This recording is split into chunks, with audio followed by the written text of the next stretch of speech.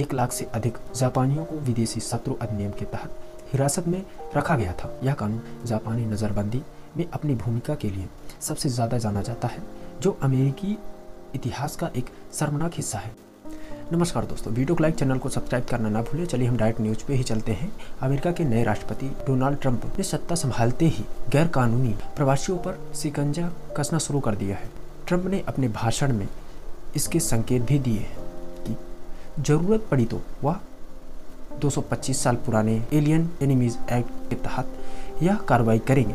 Trump ने अपने उद्घाटन भाषण के दौरान कहा कि एलियन एनिमीज एक्ट 1798 को लागू करके मैं अपनी सरकार को संघीय और राज्य कानून प्रवर्तन की एजेंसियों को पूरी शक्ति के इस्तेमाल का निर्देश दूंगा। अमेरिकी धरती पर विनाशकारी अपराध करने वाले सभी विदेशी गिरोहों और अपराधी नेटवर्क की मौजूदगी को समाप्त किया जाएगा। अमेरिकी अव्रजन सीमा शुल्क प्रवर्तन ICE ने निर्वासन के लिए लगभग 15 लाख लोगों की सूची बनाई है। इसमें से करीब 18,000 भारतीयों को अमेरिका से निकालने का खतरा है। ट्रंप के इस पैतरे से अमेरिका में जाने अनजाने में घुसे भारतीयों समेत दुनिया के कई देशों के अवैध प्रवासियों की टेंशन बढ़ सकती है। 1798 का विदेशी शत्रु अधिनियम एक युद्धकालीन कानून है जो अमेरिकी राष्ट्रपति को किसी शत्रु राष्ट्र के मूल निवासियों और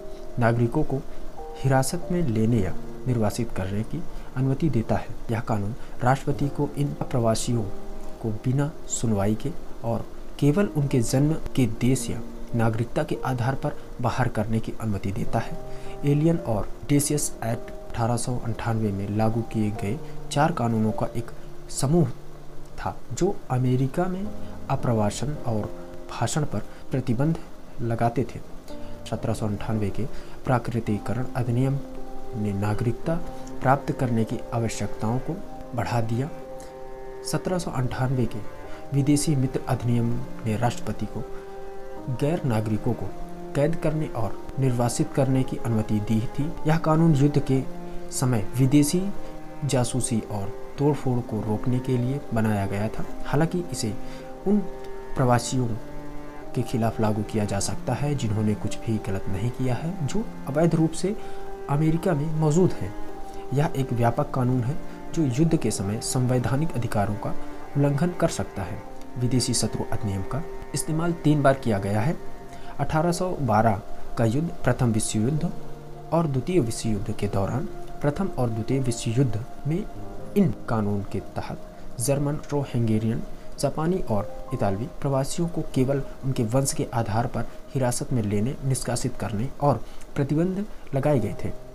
दूसरे विश्व युद्ध के दौरान नज़रबंदी शिविरों में बंद 1 लाख से अधिक जापानियों को विदेशी शत्रु अधिनियम के तहत हिरासत में रखा गया था। यह कानून जापानी नज़रबंदी में अपनी भूमिका के लिए सबसे ज़्यादा जाना जाता है, जो अमेरिकी इतिहास का एक शर्मनाक हिस्सा है, जिसके लिए अमेरिकी कांग्रेस, राष्ट्रपतियों और अदालतों ने माफ़ी मांगी है। राष्ट्रपति घोषित युद्ध के समय या जब कोई विदेशी सरकार अमेरिकी क्षेत्र के खिलाफ आक्रमण की धमकी देती है या करती है तो विदेशी शत्रु अधिनियम लागू कर सकते हैं। संविधान कांग्रेस को युद्ध घोषित करने की शक्ति देता है।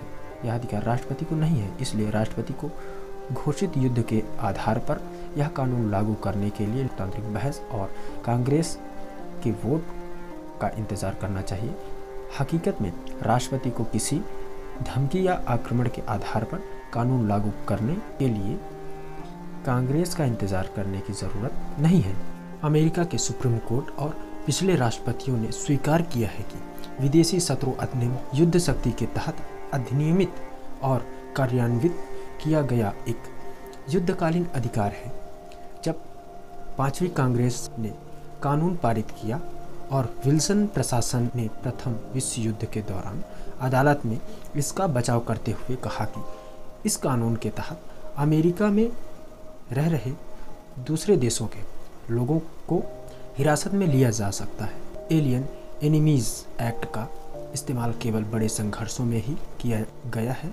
हालांकि राष्ट्रपति वुडरो विल्सन और हैरी एस ट्रूमैन ने प्रथम विश्व युद्ध और द्वितीय विश्व युद्ध के बाद भी इस कानून का इस्तेमाल किया है। प्रथम विश्व युद्ध समाप्त होने के बाद भी विल्सन प्रशासन ने 1920 तक जर्मन और ऑस्ट्रो हंगेरियन अप्रवासियों को नज़रबंद रखने के लिए इस कानून का इस्तेमाल किया था। वहीं 1945 में द्वितीय विश्व युद्ध समाप्त होने के बाद भी ट्रूमैन प्रशासन ने 1951 तक नज़रबंद और निवासी के लिए एक कानून का इस्तेमाल किया।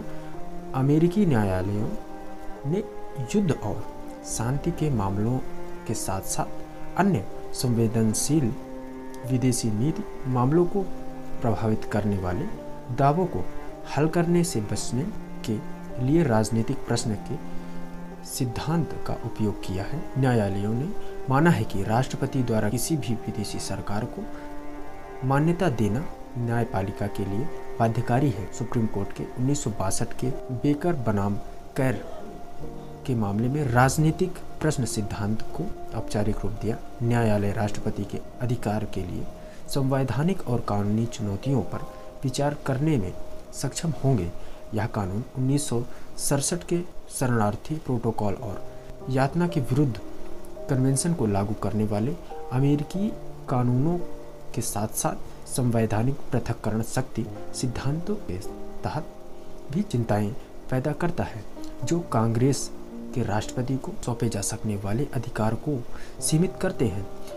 न्यायालय इनमें से किसी भी आधार पर विदेशी शत्रु अधिनियम को रद्द या सीमित कर सकते हैं। एलियन एमनीज एक्ट अनिश्चितकालीन नागरिक हिरासत से मुक्त होने के अधिकार का भी उल्लंघन करता है, जैसा कि सुप्रीम कोर्ट ने 2001 में जेडवी दास बनाम डेविड के मामले में मान्यता दी थी कि युद्ध के समय हिरासत अनिवार्य रूप से अनिश्चितकालीन होती है, क्योंकि राज्य संघर्ष की शुरुआत में अपनी शत्रुता की अवधि पर बातचीत नहीं करते हैं। द्वितीय विश्व युद्ध के दौरान कुछ अप्रवासियों को 10 साल से अधिक समय तक नज़रबंद रखा गया था। धन्यवाद दोस्तों, ऐसे ही न्यूज़ के साथ फिर हम मिलेंगे, तो वीडियो को लाइक, चैनल को सब्सक्राइब करना ना भूलें और शेयर ज़रूर करें। धन्यवाद दोस्तों।